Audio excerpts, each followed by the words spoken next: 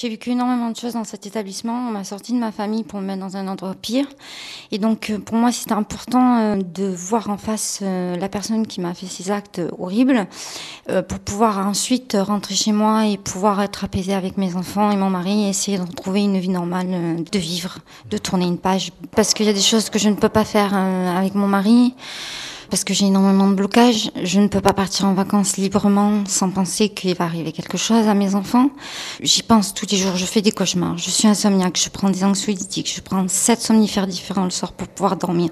Je fais vraiment des cauchemars, c'est vraiment horrible dans une vie comme ça, je ne le souhaite vraiment à personne. Il faut vraiment que ça s'arrête. C'est qui Monsieur Pierre pour vous ?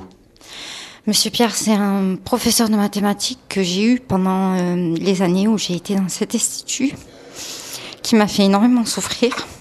Je veux me libérer de ça. Je veux que ça finisse. Je veux être libre.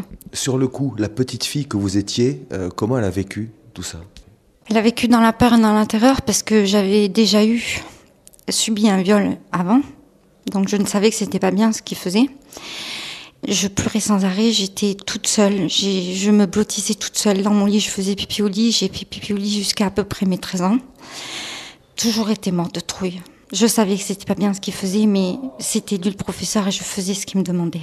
Je pouvais pas faire autrement. J'avais 7 ans et demi jusqu'à CM1, donc je devais avoir à peu près 11 ans quand je suis partie. Et c'est vrai que j'ai eu un soulagement quand je suis partie parce que je me suis dit que ça allait s'arrêter, que je n'allais plus vivre ça. Mais c'est vrai que j'étais terrorisée étant toute petite.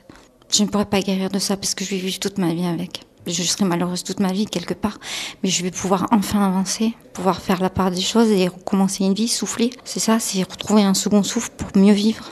Mais je ne pourrai jamais oublier, ce n'est pas possible. Et je ferai toujours des cauchemars.